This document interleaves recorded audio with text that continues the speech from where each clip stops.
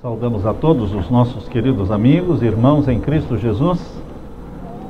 A todos um feliz sábado. São bem-vindos à casa do Senhor. Obrigado pela mensagem, pela música, Jackson. Obrigado pelo convite que o Pita nos estendeu para estarmos aqui com vocês hoje, partilhando com vocês a palavra de Deus. Antes vamos orar mais uma vez. Eu convido vocês para que assentados oremos. Pai Santo, na Tua presença estamos em busca da Tua bênção, da Tua graça, em busca de conhecimento maior, mais profundo do Teu amor, dos Teus planos maravilhosos para a nossa vida.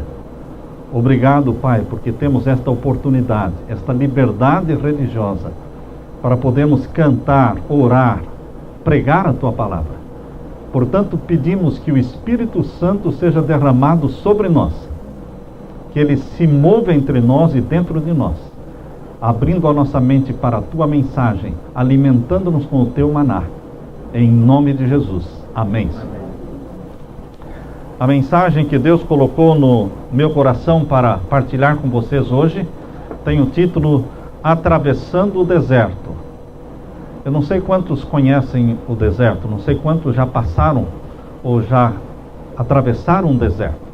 Mas o deserto é muito assustador, porque ele é excessivamente quente durante o dia, excessivamente frio durante a noite. O deserto não tem abrigo, não tem sombra. O deserto ainda tem seus perigos, como serpentes, como tempestades de areia. Enfim, queridos, é um caminho muito difícil. Eu fico me imaginando, fico me perguntando por que Deus escolheu levar o seu povo, que não era um povinho qualquer, era uma multidão de mais de 2 milhões de homens e mulheres e crianças, mais de 2 milhões, levar esta multidão pelo caminho do deserto. Hoje vamos meditar nisso. Mas antes quero ler com vocês o que está na primeira carta de Paulo aos Coríntios. Abra sua Bíblia. A primeira carta de Paulo aos Coríntios, capítulo 10, e os versos 6 e 11. Primeira carta de Paulo aos Coríntios, capítulo 10, e o verso 6, e depois o 11. E estas coisas foram-nos feitas em figura, para que não cobicemos as coisas más, como eles cobiçaram. Tudo que antes foi escrito e é registrado na Bíblia está como uma ilustração, como um ensinamento de Deus para você e para mim, para que não caiamos na mesma cilada, não cometamos os mesmos pecados que eles cometeram, o pecado da cobiça. E o verso 11 diz assim: ora, tudo isto lhes sobreveio como figuras, e estão escritas para aviso nosso, meu e seu, para quem já são chegados os fins dos séculos. Temos que aprender com a lição de Israel. Muitos dizem que ninguém aprende com ninguém, que cada um aprende por si mesmo, quebrando cabeça, quebrando a cara. Queridos, em nome de Jesus, nós podemos ser sábios, dirigidos pelo Espírito Santo e aprendendo com a experiência dos outros.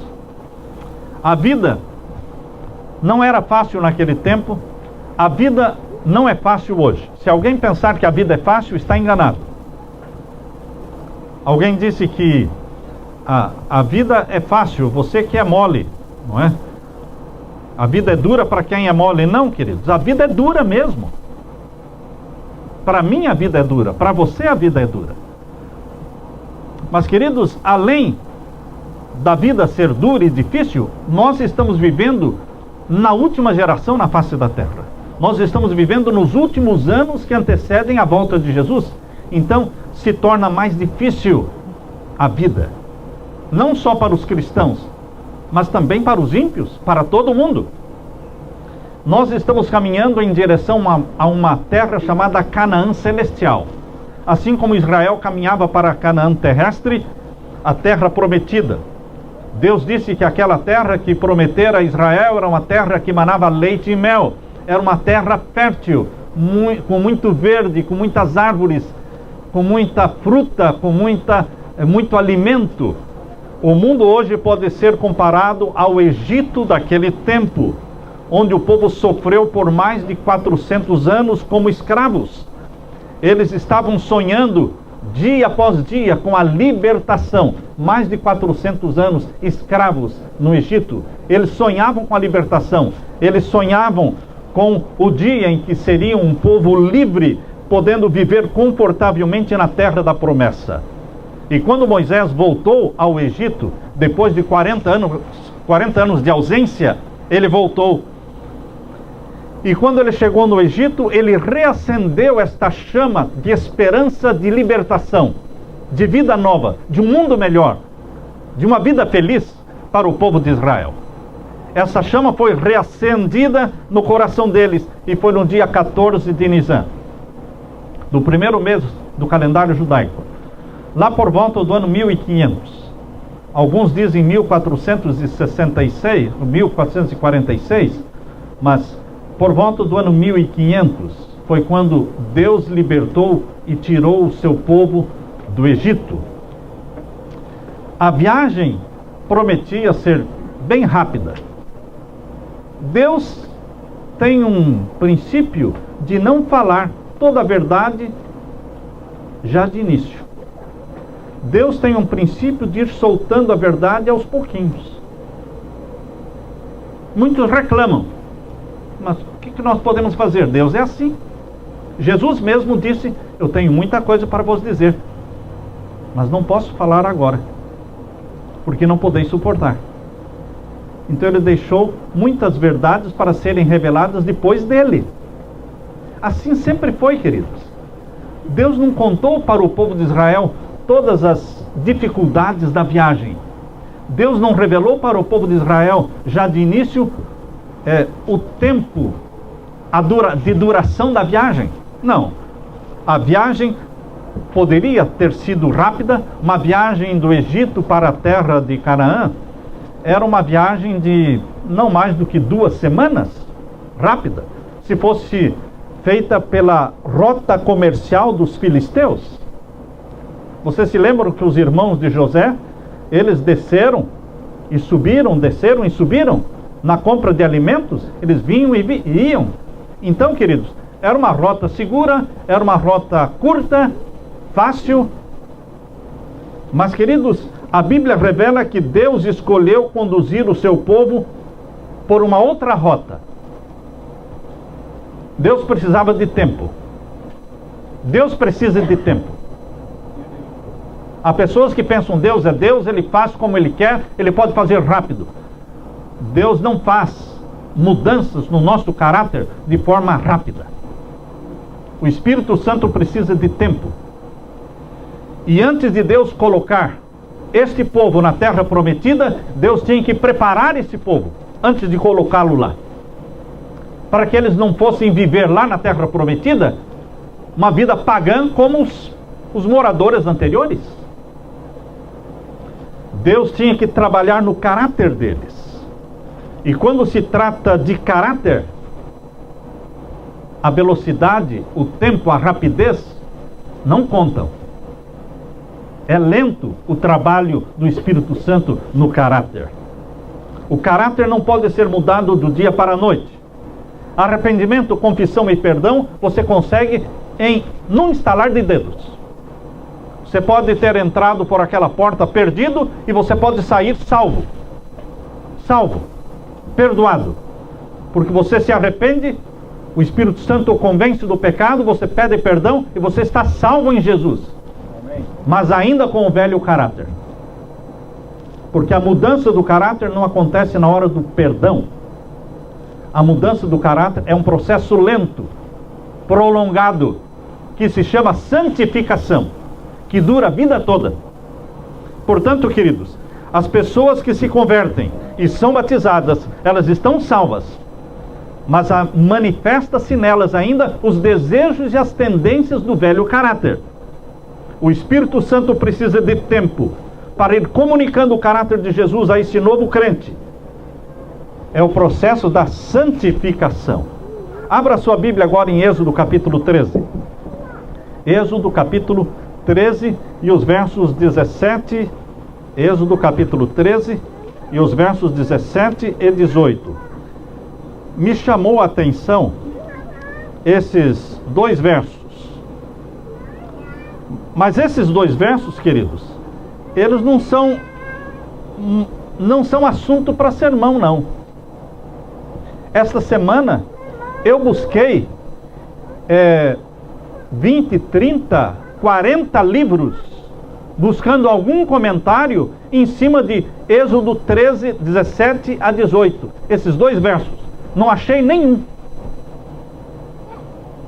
Eu peguei meditações matinais, inspiração juvenil, e busquei assim as dezenas, buscando alguém que tivesse escrito sobre esses dois versos, porque geralmente todos escreveram sobre algum verso da Bíblia, os pastores, algum sermão.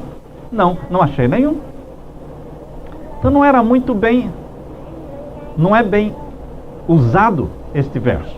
Vamos ler o que está aqui em Êxodo 13 e os versos 17 e 18. E aconteceu que quando Faraó deixou ir o povo, Deus não os levou pelo caminho da terra dos filisteus, que estava mais perto, era mais fácil, era mais confortável, era mais conhecido. Eles podiam voltar se alguma coisa não desse certo. Ou seja, o ser humano gosta de ir por um caminho, mas não queimar as pontes, para que ele possa voltar se for necessário. Mas o caminho que Deus nos escolhe é um caminho que as pontes são queimadas. O Mar Vermelho foi aberto, eles passaram e pronto, não podia mais voltar. O Mar Vermelho não ia se abrir de novo para o povo de Israel voltar para o Egito, irmãos. Foi só para sair do Egito que o Mar Vermelho se abriu. Nós gostamos de deixar as pontes. Por isso os casamentos se acabam. Porque a gente deixa a porta aberta para sair. Qualquer briguinha, qualquer desentendimento, a gente já olha para a porta. Nós temos que queimar as pontes. Deus agiu assim, conduziu o seu povo por um caminho difícil, evitou o caminho fácil. Você e eu escolheríamos o caminho mais fácil? Obviamente. Talvez como pai, como mãe, você escolheria o caminho mais fácil para o seu filho? Eu tenho ouvido pais dizendo: eu não quero que o meu filho sofra tudo o que eu sofri. Eu não quero que o meu filho padeça tudo o que eu padeci. Infelizmente o seu filho não vai ser como você é. Ele não terá têmpera, não vai ter a robustez e a determinação que você tem, se você poupar o seu filho de todo o sofrimento. Deus não nos poupa dos sofrimentos, irmão. Não poupou Jesus dos sofrimentos. O pai poderia ter evitado a cruz para o filho Jesus, mas não evitou.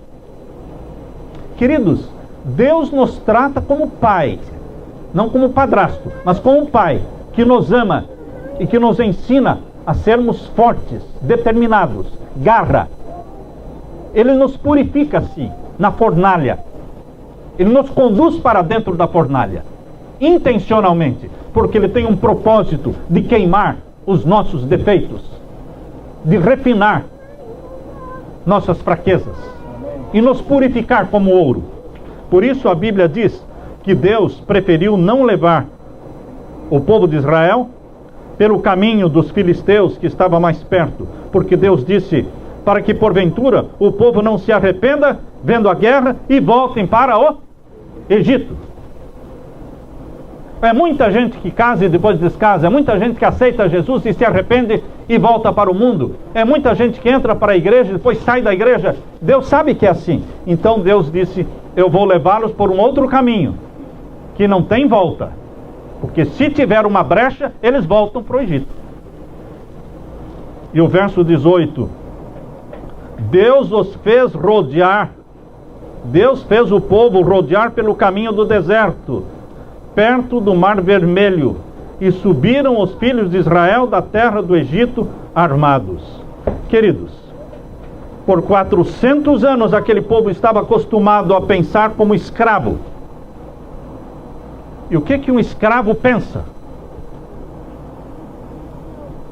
A mente dele é bem pequena. A visão dele é bem curta. Os sonhos dele são sonhos bem pequenos, baixos. Eles estavam acostumados a viver como escravos, a pensar como escravos, e agora Deus queria fazê-los pensar grande. Pensar grande. Esse é o título de um sermão que temos. Assista. Veja. Pensar grande. Deus é grande. Nós temos que pensar grande. Deus queria libertá-los da síndrome de escravos. Síndrome de escravidão. Por isso, Deus escolheu conduzi-los pelo deserto para treiná-los na obediência em quaisquer circunstâncias. A travessia do deserto é um caminho fértil para a nossa transformação espiritual. O caminho pelo deserto é um terreno fértil para a revelação da graça divina. Porque só por milagre se atravessaria o deserto, uma multidão daquela, só por milagre. Por isso Deus decidiu levá-los. O deserto estava nos planos de Deus para treinar, para provar, para transformar e preparar o povo para possuir a terra prometida. A travessia do deserto produz morte espiritual ou vida espiritual. Só sai do deserto quem é forte, quem é aquele que diz: tudo posso naquele que me fortalece. Só sai do deserto os fracos que escolhem viver fracos. Porque o fraco que escolhe viver em Jesus, ele é forte. Mas o fraco que escolhe viver sem Jesus, ele morre no deserto. Ele não atravessa. Queridos, o deserto, no plano de Deus, não é o destino final. Por isso não podemos ficar criticando a vida que temos hoje, porque este é o nosso deserto. Mas Deus não planejou que você vivesse assim para sempre.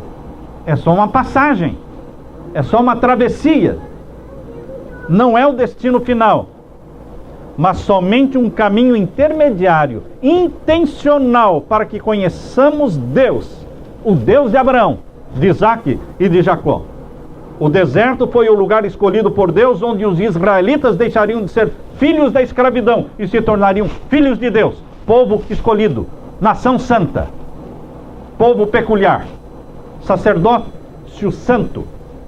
Ao saírem do Egito, eles eram uma multidão de pessoas rudes, grosseiras, descorteses, escravos. Qual é a cultura? Cultura de escravo. Brigavam por um pedaço de pão. Quem chegava primeiro comia, os outros não. Não guardavam os mandamentos de Deus. Durante esses 400 anos no Egito, eles esqueceram sábado, esqueceram tudo. Viviam como escravos, na idolatria. Mas antes de Deus colocá-los na terra da promessa, Deus precisava tirar deles a rudeza, a murmuração, a idolatria, a carne. Eram tremendamente carnívoros no Egito. Não eram os egípcios que eram carnívoros, irmãos. Os egípcios eram vegetarianos. O povo de Deus no Egito que era carnívoro.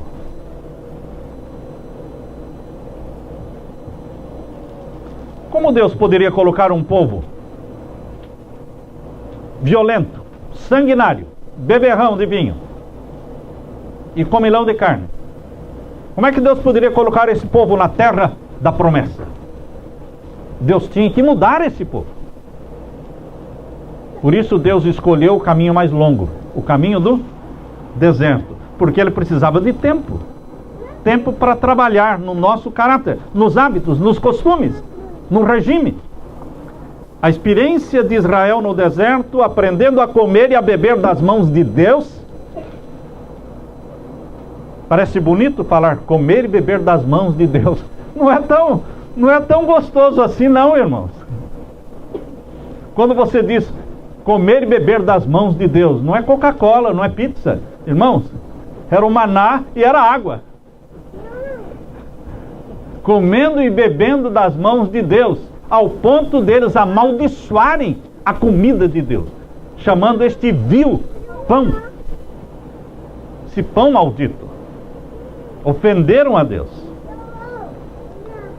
Deus estava tentando arrancar da vida deles maus costumes, maus hábitos, eliminar da nossa boca e da nossa mente a murmuração, o povinho reclamão.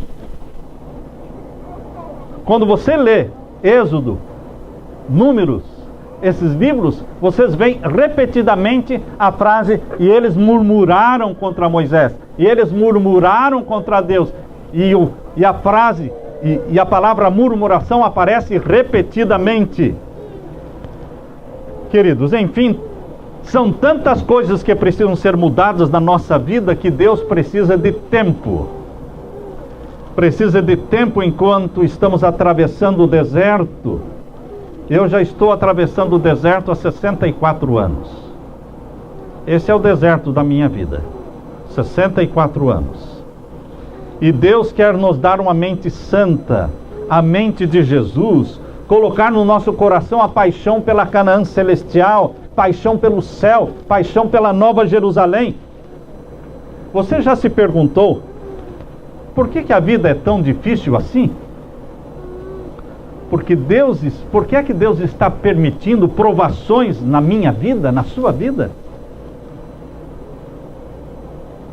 Você já pensou em desistir?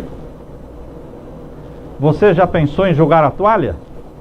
Ou como dizem, chutar o balde? A vida que eu tinha, você já pensou assim, a vida que eu tinha antes de conhecer Jesus era mais fácil? Era mesmo, lógico. Você não estava no deserto, você estava no Egito. O Egito tem bastante verde. O Egito tinha o rio Nilo, tinha o delta do Nilo, onde se plantava muito, crescia muita comida, tinha água, tinha verde, tinha árvores. Queridos, você não pode comparar a vida na travessia do deserto com a vida do Egito, que, lógico, que o Egito é muito mais gostoso, muito mais confortável. E o lugar para onde Deus quer levar você é muito melhor do que o Egito. É a Canaã celestial. Mas agora nós não estamos nem no Egito e nem na Canaã celestial. Nós estamos no deserto.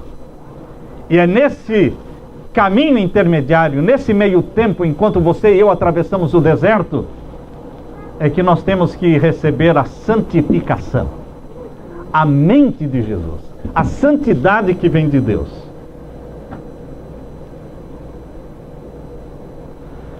Deus precisa do deserto para moldar, purificar, refinar e quebrantar o nosso eu. Por que Deus escolheu o caminho do deserto? Será que Deus está conduzindo você também pelo caminho do deserto? Quando Ele trouxe você para os Estados Unidos? Será que Deus colocou você num deserto e o forçou a fazer coisas que você nunca fez no Brasil? Eu aqui nesse país fiz coisas que eu nunca tinha feito no Brasil. Eu nunca fui entregador de pizza no Brasil, irmãos. E aqui eu fui entregador de pizza. Eu nunca fui house cleaning no Brasil. Aqui eu fui house cleaning. Aqui eu tive que limpar casas. Tive que limpar nursing home, asilos. Aqui eu tive que descascar alho para ganhar dinheiro. Aqui eu tive que fazer muita coisa que eu não fazia no Brasil. E muitas vezes esta vida aqui se torna um deserto para você, de provações, de indagações. Moisés foi conduzido para o deserto. Lá ele ficou 40 anos. Por quê? 80 anos da vida de Moisés foi vivida no deserto, irmãos. 40 anos sozinho, apacentando as ovelhas que não eram suas, eram do sogro. 40 anos apacentando ovelhas no deserto. Depois 40 anos apacentando o povo de Israel no deserto. Foram 80 anos na vida de Moisés no deserto. Por isso ele está no céu. Vale a pena passar pelo deserto? Vale a pena. Porque Moisés está no céu. Qual é outro homem que fugiu para o deserto? Elias. Mas ele também está no céu. Deus está me convencendo de que vale a pena o deserto, irmãos. Porque depois do deserto vem o quê? Céu. Vem o céu. Aleluia por isso.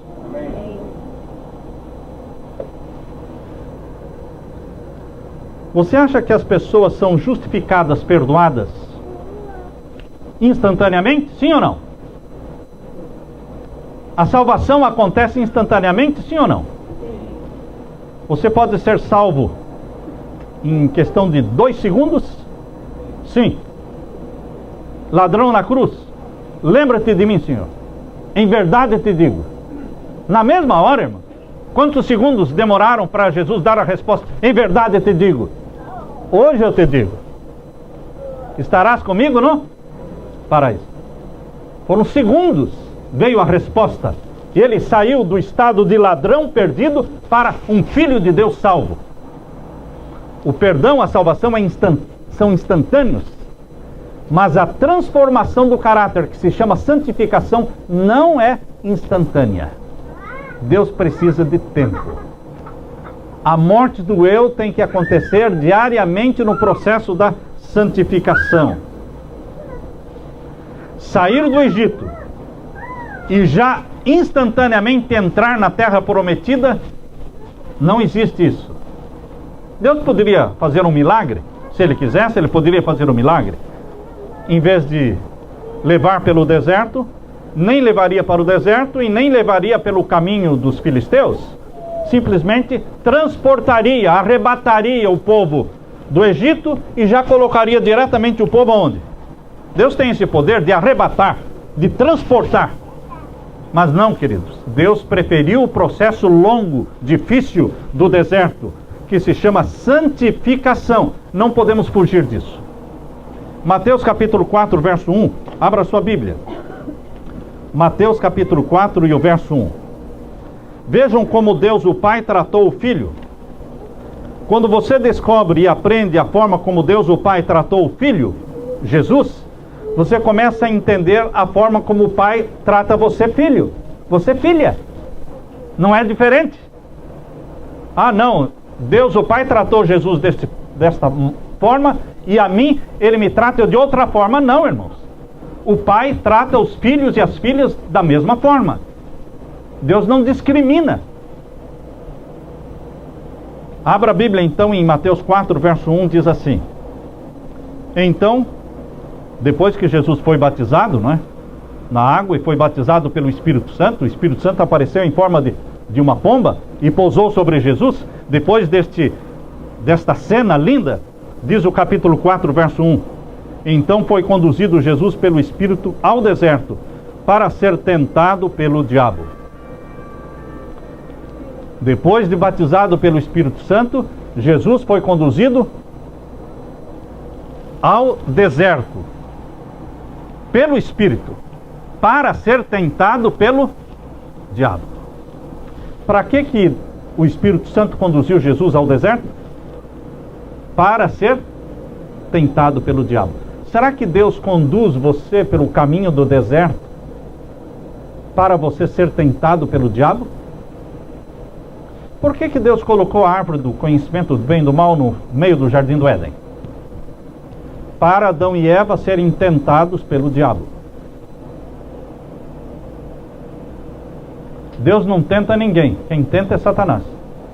Mas Deus permite a tentação, porque você tem que mostrar quem é o Senhor na sua vida. Se é Baal, sigam Baal. Se é Deus, Criador dos céus e da terra, sirvam então o Deus Criador dos céus e da terra. Escolhei hoje a quem sirvais. Escolhei hoje. Intencionalmente Deus nos leva para o deserto, para que nós aprendamos a fazer escolhas, exerçamos o livre-arbítrio da forma correta, colocando-nos ao lado daquele que nos criou, nos salvou, deu o Filho para morrer por nós. Nós temos que fazer esta escolha. Será que os filhos e filhas de Deus hoje são levados para o deserto como Jesus foi? quando Êxodo capítulo 15 diz que depois que o povo de Deus atravessou o Mar Vermelho, Êxodo capítulo 15, depois que eles atravessaram o Mar Vermelho, a primeira crise que eles tiveram foi crise de água. Êxodo capítulo 15. Faltou água. A água que eles trouxeram no cantil acabou. Secaram os cantis. E eles clamavam por água. E eles murmuraram. Êxodo capítulo 15. Vocês podem ver aí. Verso 24. E o povo murmurou contra Moisés, dizendo: que havemos de beber? Calma. Deus proverá. Deus proverá. Depois da crise da água veio a crise do alimento. Êxodo capítulo 16, verso 1 a 3. Vocês vão encontrar a crise do alimento. O que é que nós vamos comer? Calma, eu vou providenciar o alimento para vocês. É o maná. Vou dar o maná para vocês. Queridos, Deus provê água e pão. Não muita coisa além disso, viu? A gente tem que aprender a comer simples. Porque no tempo da perseguição vai ser assim. Não vai faltar água e nem pão. Mas é água e pão. Mas água e pão serão um banquete naquele tempo. Porque os ímpios estarão morrendo de sede e de fome. Então a água e o pão no tempo da perseguição, da grande angústia que virá, será um banquete para o povo de Deus.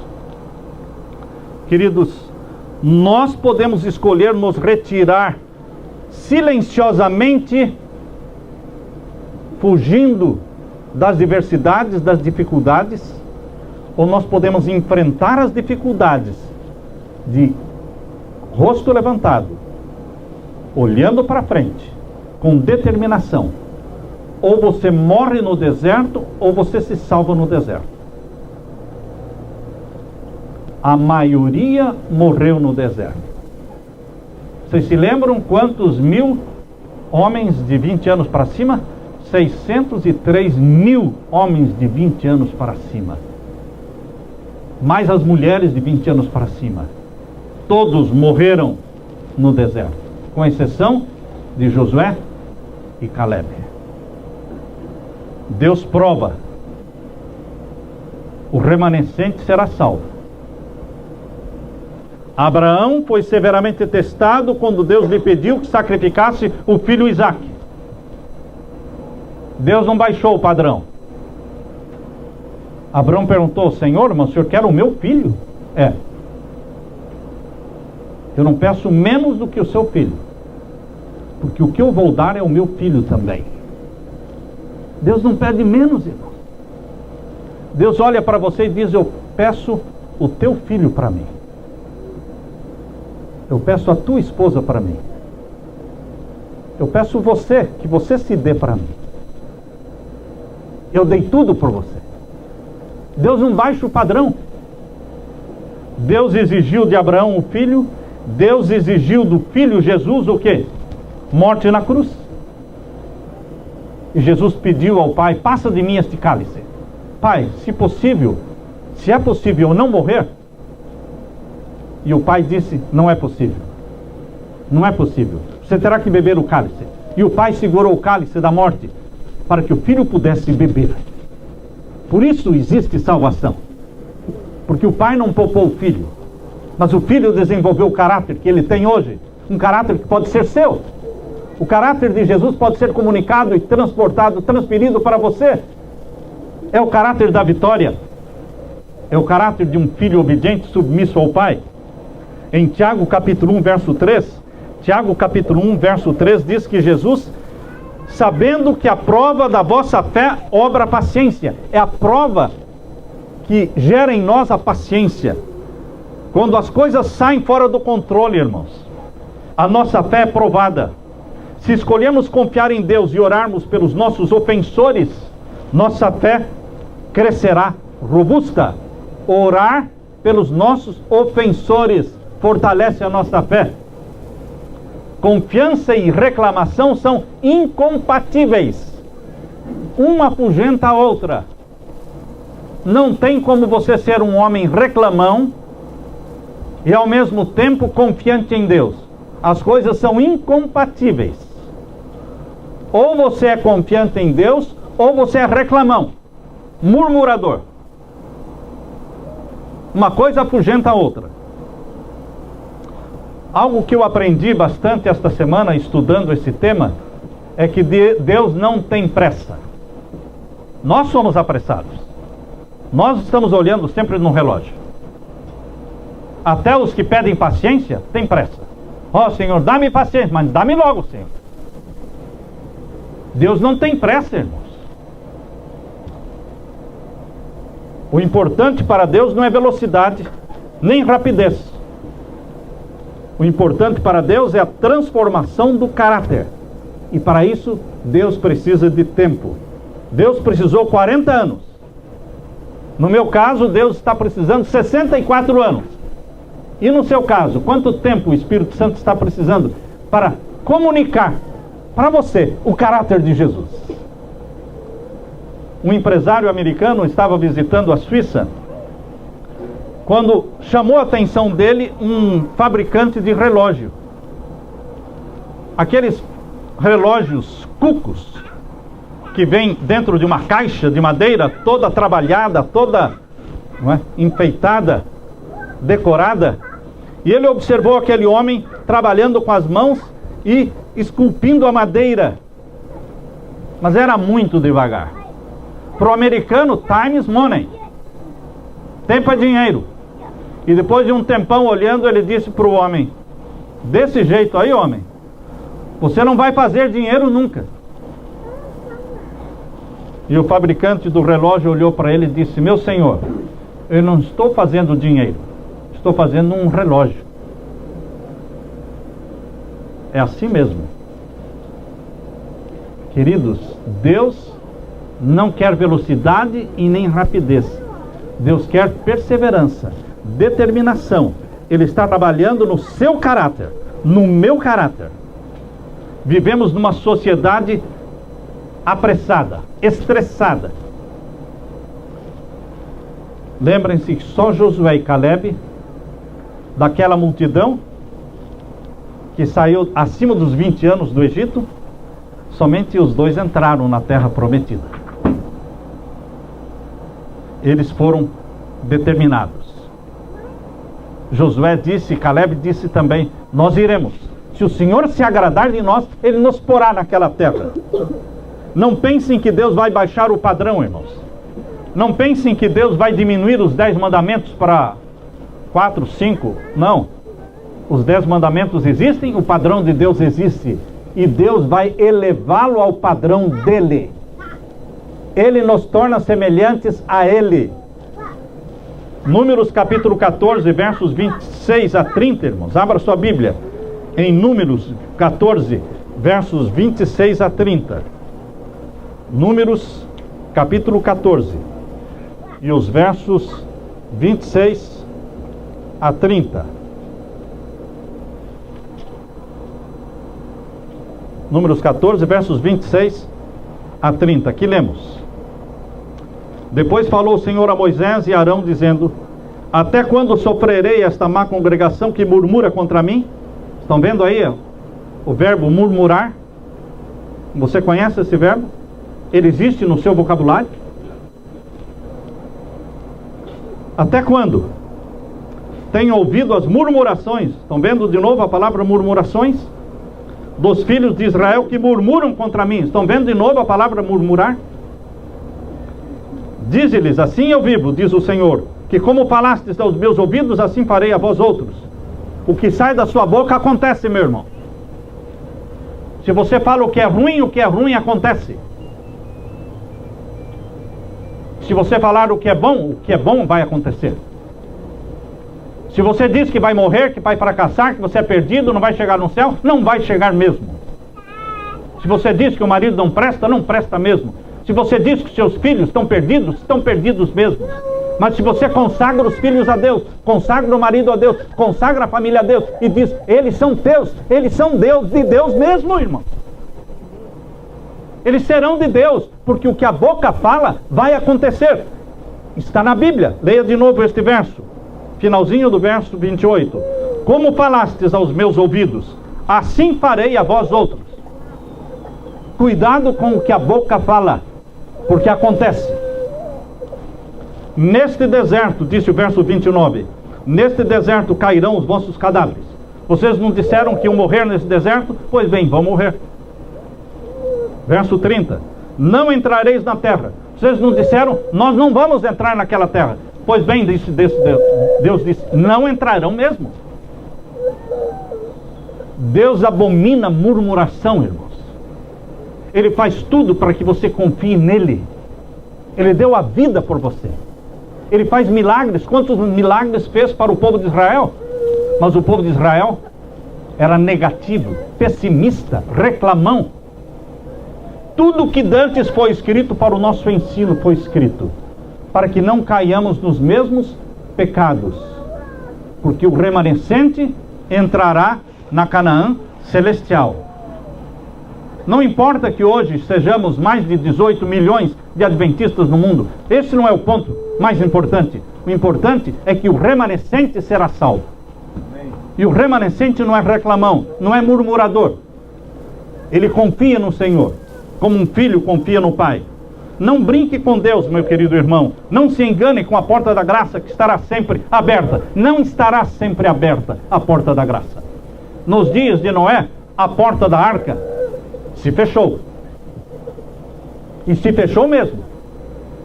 Nos dias de Sodoma e Gomorra, a porta da graça também se fechou para os sodomitas.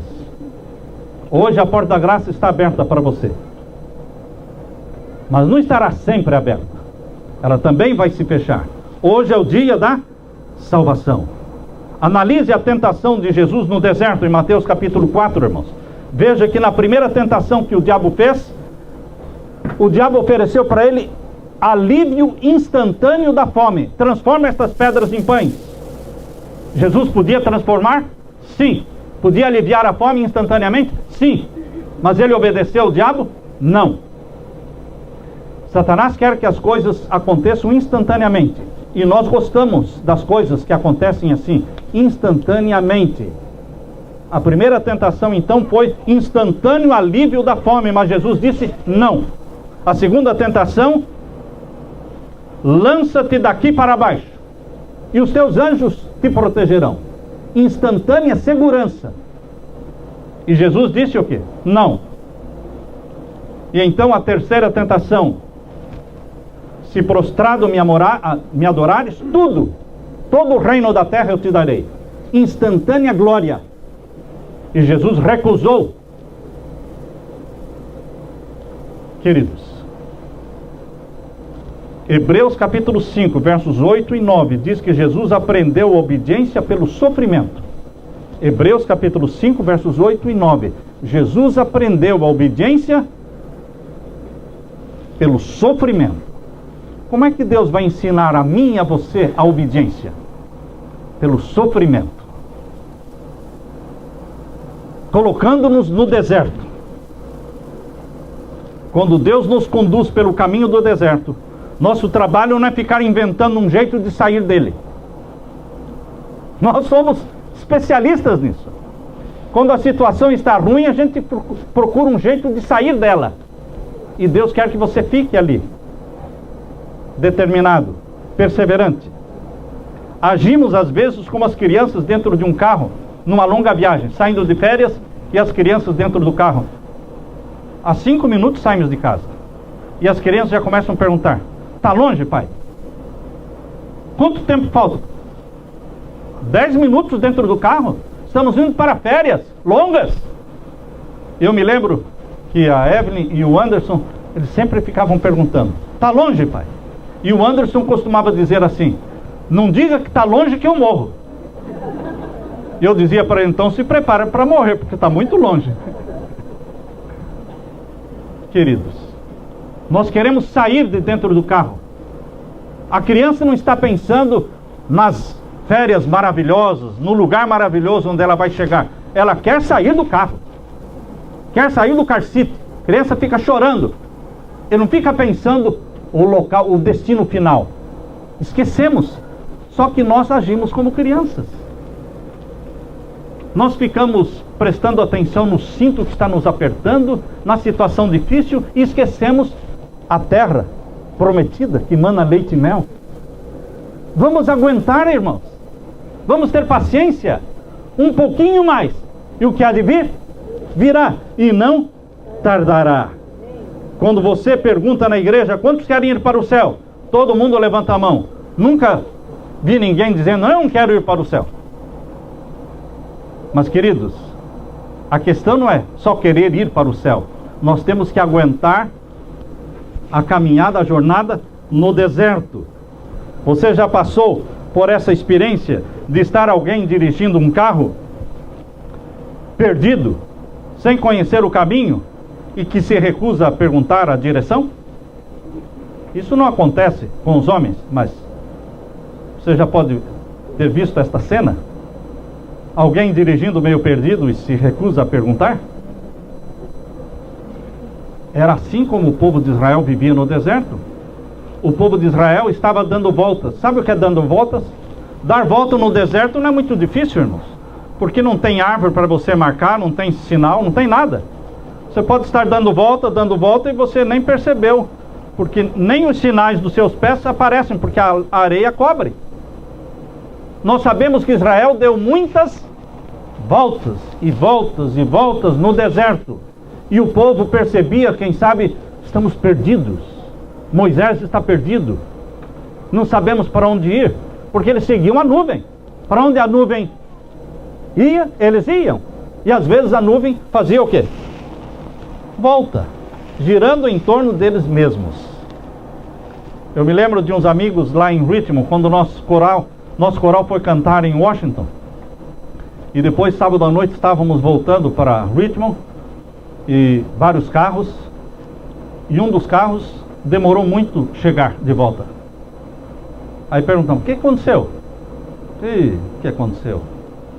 Nós estávamos dirigindo na 495, que é o Beltway, que circula toda a cidade de Washington, D.C., e conversando dentro do carro, e o Robert, que estava dirigindo, lá numa altura ele disse assim, uau, eu não sabia que aqui em Washington tinha 2 templos mormons iguaizinhos um ao outro.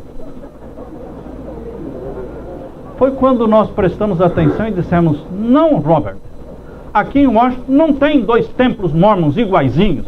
Você está passando pela segunda vez no mesmo lugar. Não foi um pequeno erro, irmãos. Foi um grande erro. Uma volta muito grande. Assim estava o quê? O povo de Israel dando voltas aonde? No deserto. Perdidos. O povo de Israel vagueou zigue-zagueando pelo deserto. Em 1 Coríntios capítulo 10, Paulo fala de uma série de pecados cometidos pelos israelitas no deserto. 1 Coríntios 10, mas lá ele destaca 3 pecados: idolatria, imoralidade sexual e murmuração. Deus colocou a murmuração no mesmo nível de imoralidade sexual e idolatria. É muito sério para Deus o tal de murmurar, de reclamar, de resmungar. Resmungão. Isso ofende a Deus. Eu já tenho visto pessoas excluídas da igreja por imoralidade sexual. Nunca vi ninguém ser excluído por reclamação ou por murmuração. Os israelitas reclamaram de Deus, falaram mal de Deus, falaram mal do pão de Deus, espalharam e fermentaram a multidão. E Moisés estava a ponto de ter um colapso nervoso. E veja a diferença entre a oração de Moisés. Eu quero que você agora medite na oração de Moisés. Abra a sua Bíblia. Vamos ler aqui a oração que Moisés fez. Veja. Você pode ver na oração de Moisés algumas semelhanças com as reclamações dos israelitas. Números capítulo 11. Números capítulo 11.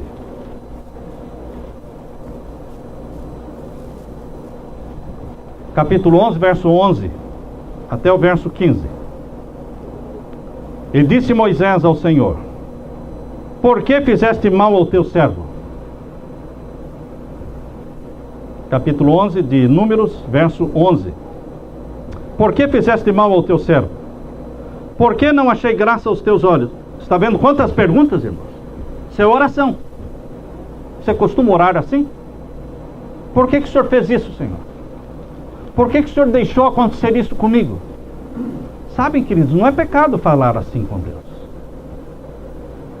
É abrir o coração e não fazer aquela oração bonitinha, como aquele que estava agradecendo pelo alimento gostoso, quando ele detestava aquela comida. Nós somos hipócritas muitas vezes na própria oração. Você pode ser honesto com Deus. Você está chateado, você fala que está chateado, mas não fala para ninguém, fala para Jesus. Está com raiva de alguém, você fala na sua oração: Senhor, eu estou me queimando de raiva daquele indivíduo, pelo que ele é, pelo que ele fez por mim ou para mim. Você não fala da pessoa, você fala para Deus. Moisés, ele fez uma oração diferente, irmãos. Ele disse: por que fizeste mal ao teu servo? Por que não achei graça aos teus olhos, que pusesse sobre mim o cargo de todo este povo? Concebi eu porventura todo este povo? Fui eu que gerei este povo? Gerei-o eu para que me dissesses: leva-o no teu colo, como aio o que cria a terra que juraste a seus pais? Donde teria eu carne para dar a todo este povo, Senhor? Porquanto contra mim choram, dizendo: dá-nos carne a comer. Eu só não posso levar a todo este povo, Senhor, porque muito pesado é para mim. Eu não aguento mais. Eu não aguento mais. Desisto. Você já falou isso na oração? Por isso a oração de Moisés funcionou, porque ele foi honesto na oração. E nós temos que ser honestos nas nossas orações. Qual a diferença entre a reclamação do povo e a reclamação de Moisés? O povo reclamou de Deus. Moisés não reclamou de Deus. Moisés falou para Deus.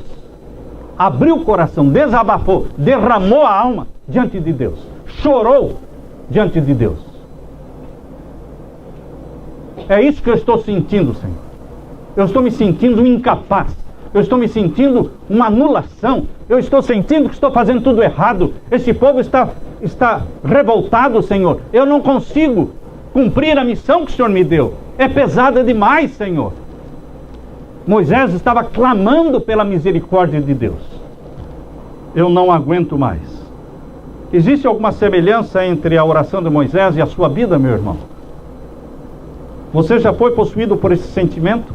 Eu não aguento mais. Eu não aguento mais o meu casamento, Senhor. Eu não aguento mais aturar aquela pessoa, ou o meu chefe, o meu patrão, o meu trabalho. Não suporto. A ansiedade, as frustrações, o estresse estão te esmagando?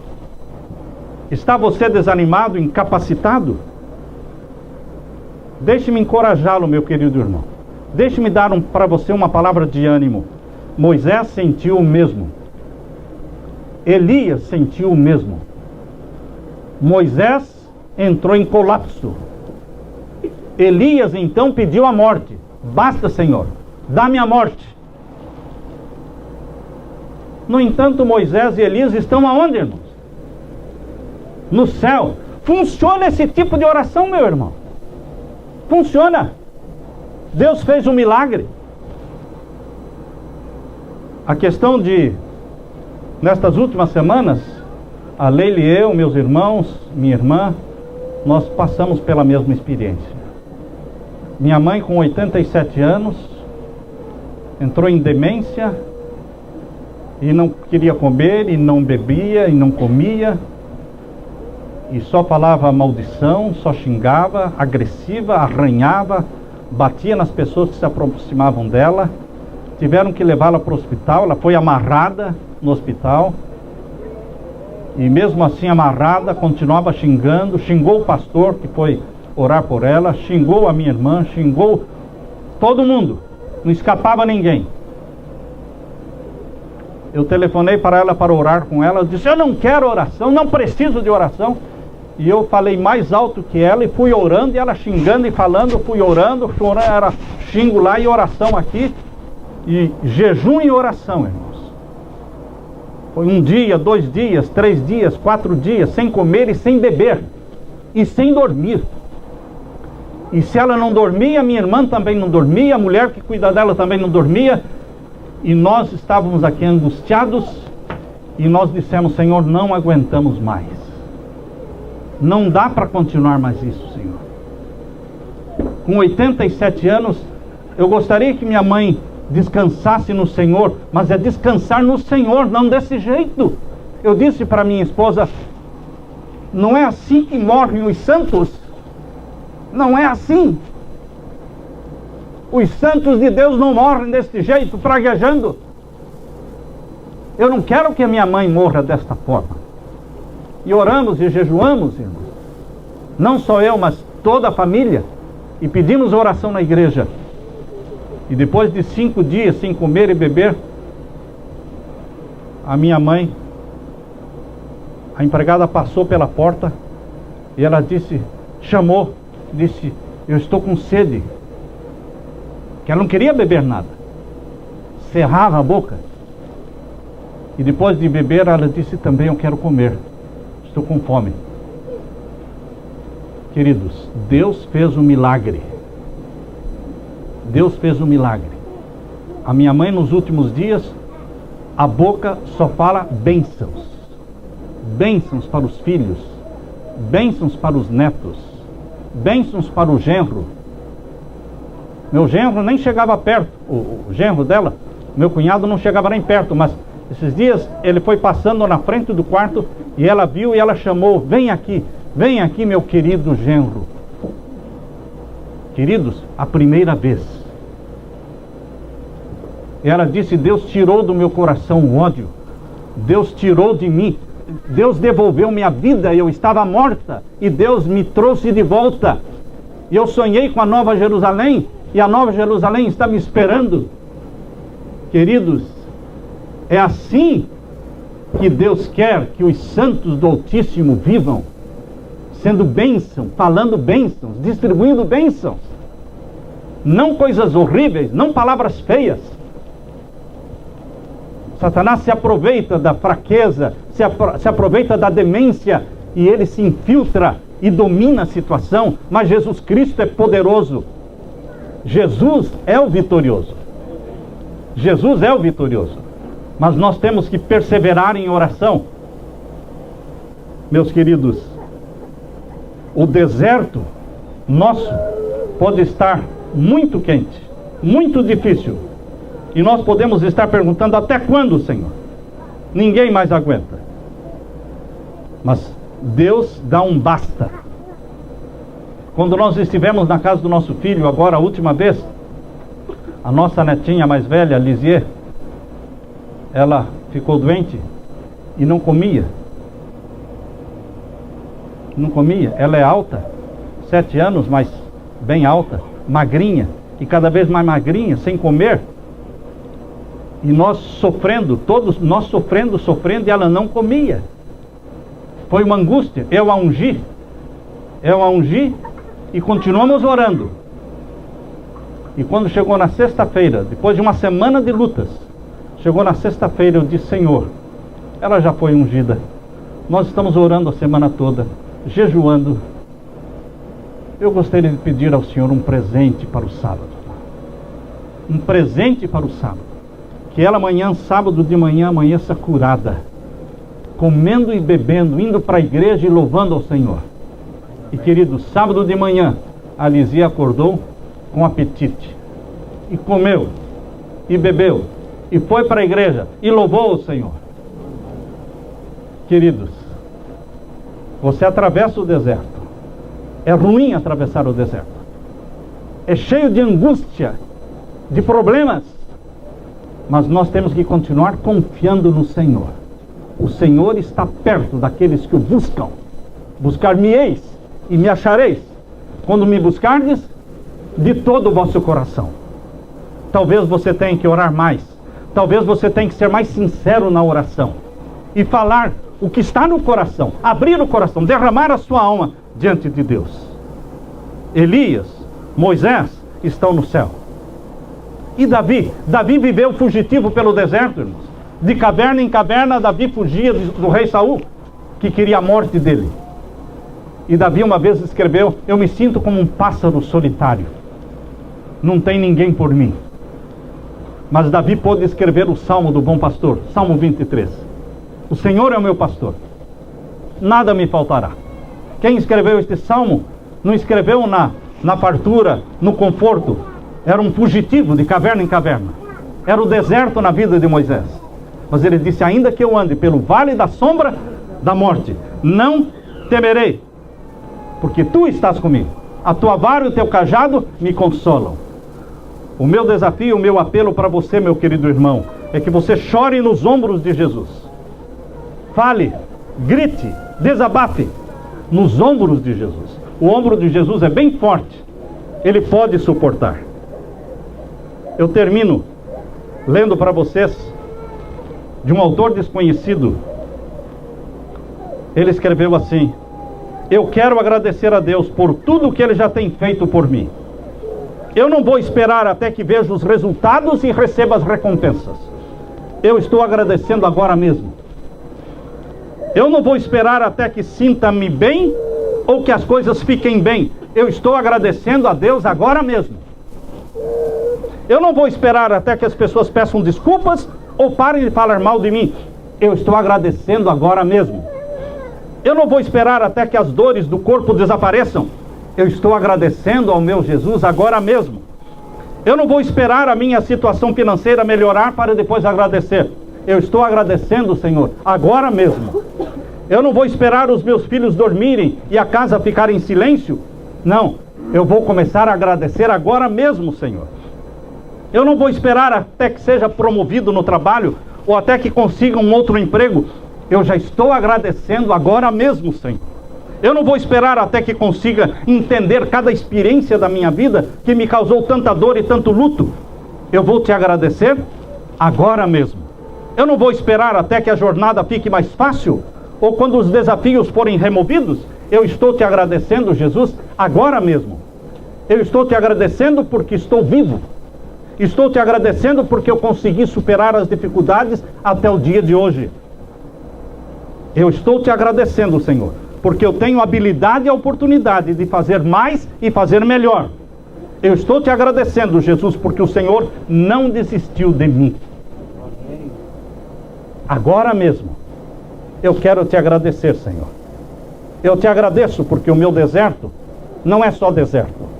Posso ver a tua nuvem me cobrindo, dando-me sombra durante o dia. Posso ver aquela coluna de fogo iluminando e me aquecendo durante a noite.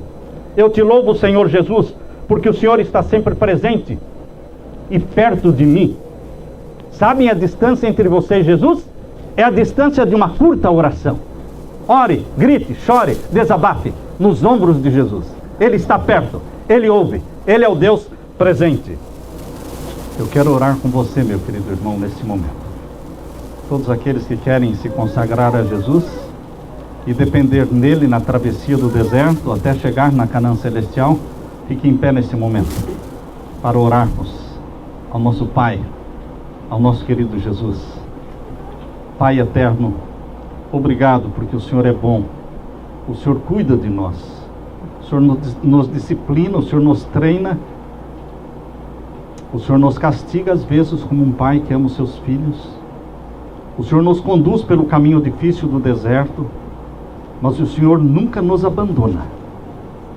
O Senhor está presente como uma nuvem durante o dia e como uma coluna de fogo à noite. O Senhor nos dá o pão e a água, nos dá a cura. Meu querido Jesus, volte logo. Queremos entrar de posse da terra prometida, Canaã Celestial, onde viveremos eternamente na tua presença. Salva o teu povo. Derrama sobre nós o Espírito Santo, dando-nos a obediência, o espírito da obediência. Faze-nos filhos e filhas, cuja paixão é fazer a vontade do nosso Pai que está nos céus. É em nome de Jesus que pedimos e agradecemos. Amém, Senhor. Amém.